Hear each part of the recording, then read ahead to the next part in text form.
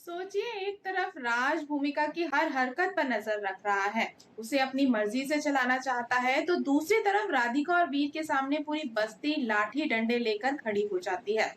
वहीं ऐश्वर्या ने भी एक ऐसा फैसला ले लिया है जिससे चौहान निवास में आने वाले दिनों में एक बड़ा तूफान मचने वाला है। आज के एपिसोड में रिश्ते, राज और साजिशों का ऐसा खेल देखने को मिलेगा जिसने कहानी को एक बेहद दिलचस्प मोड़ पर पहुंचा दिया है। तो दोस्तों, लक्ष्मी निवास के एपिसोड की शुरुआत होती है लक्ष्मी, रेवती, मीनाक्षी और दादी की वीडियो कॉल बातचीत से। लक्ष्मी अपनी बेटी भूमिका के लिए सिंधारा भिजवाती है और उससे कहती है कि उसका सिंधारा भी अब तक पहुंचने वाला है। तभी राजू और चंपा सिंधारा लेकर भूमिका के घर पहुंच जाते हैं। दोनों को देखते ही भूमिका की खुशी का कोई ठिकाना नहीं रहता। भूमिका राजू से बातचीत करती है और बताती है कि आश्रम का राज का दोस्त यहाँ पर आया हुआ है, जो राज का भी दोस्त है और आपका भी। भूमिका कहती है कि वो जल्द ही राजू को उससे जरूर मिलवाएगी, लेकिन भूमिका को जरा भी अंदाजा नहीं है कि राज उसकी हर गतिविधि पर नजर रख रहा है। राज ने घर में सीसीटीवी लगवा रखा है और अपने फोन से वो लगातार देखता रहता है कि घर में कौन आ रहा है और क्या हो रहा है। और जैसे ही अपने फोन में राजू को देखता है, वो तुरंत सचिन के सामने बहाना बनाने लगता है। राज कहता है कि अभी अंदर मत जाओ, लगता है भूमिका किसी से बहुत बुरी तरह से लड़ रही है। इसके बाद राजू और चंपा वहां से चले जाते हैं। रास्ते में राज सचिन को रोकता है और उसे समझाने की कोशिश करता है और कहता है कि भूमिका की मानसिक हालत अभी बिल्कुल ठीक नहीं है, इसलिए उससे कोई ज्यादा बात मत करना। लेकिन जब राज और सचिन घर के अंदर आते हैं तो भूमिका बिल्कुल सामान्य नजर आती है। अब कहानी में एक और बड़ा मोड़ आता है। राज भूमिका के लिए एक साड़ी लेकर आता है और कहता है कि कल उसका व्रत है, इसलिए वो ये साड़ी ही पहनेगी। लेकिन भूमिका कहती है कि कल तीज है और तीज पर हर लड़की अपने मायके की साड़ी पहनती है। और ये सुनते ही राज भूमिका से बहस करने लगता है और उसे बार बार उसी साड़ी को पहनने की जिद करता है। तभी दादी बीच में आकर राज को समझाती है कि ये रीति रिवाज है और तीज पर लड़की अपने मायके की ही साड़ी पहनती है। लेकिन राज किसी की बात नहीं सुनता। दरअसल राज के मन में कहीं ना कहीं ये बात खटक रही है कि ये साड़ी राजू लेकर आया है और इसी वजह से वो नहीं चाहता कि भूमिका उसे पहने। राज का दिल रखने के लिए आखिरकार भूमिका हामी भर देती है और कहती है कि ठीक है, कल मैं यही साड़ी पहनूंगी। लेकिन सचिन ने राज की ये हरकत अब नोटिस कर ली है। सचिन मन ही मन सोचता है कि अगर भूमिका को सच में कोई परेशानी है तो वो इतनी आसानी से राज की हर बात क्यों मान रही है, और आखिर राज बार बार इस साड़ी को पहनाने की जिद क्यों कर रहा है। सचिन को साफ लगने लगता है कि इस घर में कुछ तो ऐसा है जो उसकी नजरों से छिपाया जा रहा है। अब कहानी पहुंचती है चौहान निवास में, जहां देविका रोती हुई पहुंचती है और आते ही राधिका पर बुरी तरह से भड़क जाती है। देविका कहती है कि जो कुछ भी हो रहा है वो सब राधिका की वजह से और उसे नहीं पता इस घर में आगे और क्या क्या होगा। देविका की बात सुनकर दादी भी गुस्से में आ जाती है और राधिका को खरी खोटी सुनाने लगती है। गुस्से में दादी राधिका पर भड़क जाती है और उस पर हाथ ही उठाने वाली होती है। इसी बीच लक्ष्मी और श्रीनिवास भी वहां पर आ जाते हैं और उनके हाथ में राधिका और ऐश्वर्या के लिए सिंधारा होता है। दादी उन्हें देखते ही इतनी बुरी तरह से भड़कती है और कहती है कि अभी तुम्हारी ही कमी रह गई है। लेकिन लक्ष्मी शांति से बोलती है कि वो राधिका और ऐश्वर्या दोनों के लिए सिंधारा लेकर आई है।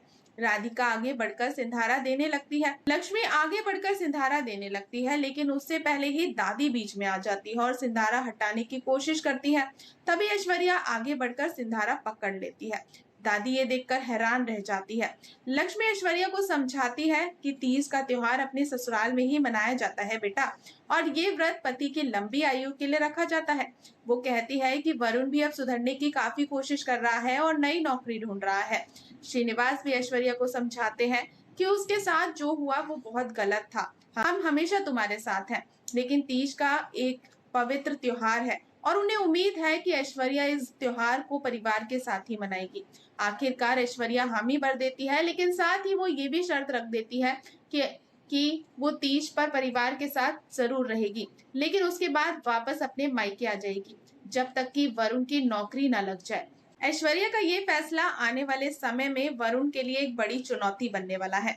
दूसरी तरफ राज एक बार फिर सचिन को भड़काने की कोशिश करता है। वो सचिन से कहता है कि वो ज्यादा समय यहाँ पर ना रुके क्योंकि घर के हालात बिल्कुल भी ठीक नहीं है और भूमिका की हालत तो वो अच्छे से जानता ही है।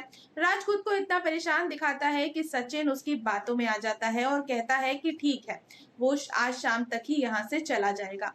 और सचिन के ये कहते ही राज के चेहरे पर राहत की सांस दिखाई देती है।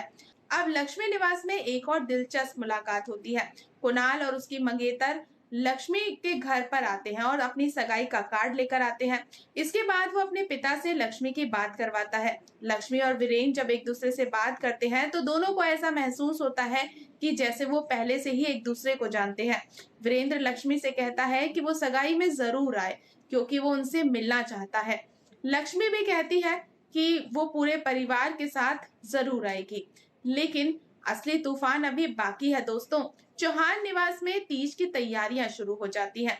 घर की महिलाएं बैठकर मेहंदी लगवा रही होती हैं। नलिनी माही से कहती है कि वो आकर मेहंदी लगवा ले, लेकिन माही साफ कह देती है कि अब उसने ये सब मोह माया छोड़ दी है।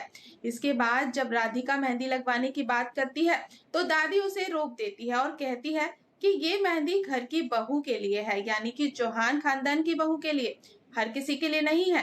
तभी निया और वीर एक प्लान बनाते हैं और निया राधिका को कमरे में बुलाती है और उससे मेहंदी लगवाने की जिद करती है। फिर निया वीर से कहती है कि पहले आप मम्मा के हाथों में मेहंदी लगा कर दिखाओ, अगर अच्छी लगेगी तभी वही मेहंदी लगवाएगी।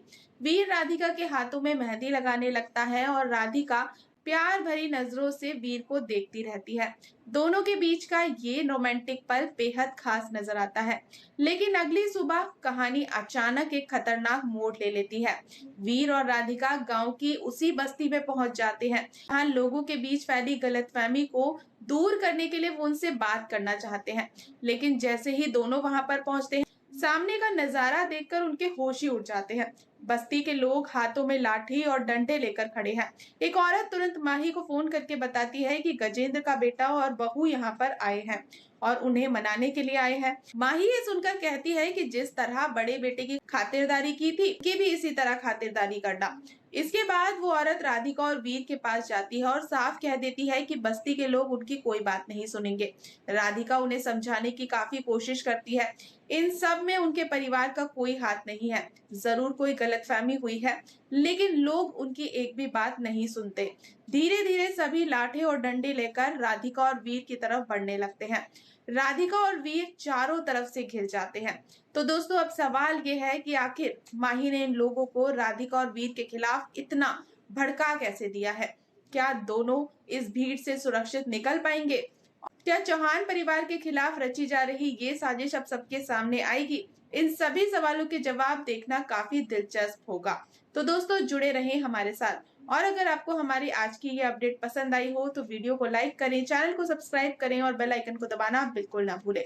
मिलते हैं नेक्स्ट अपडेट के साथ, तब तक के लिए गुड बाय।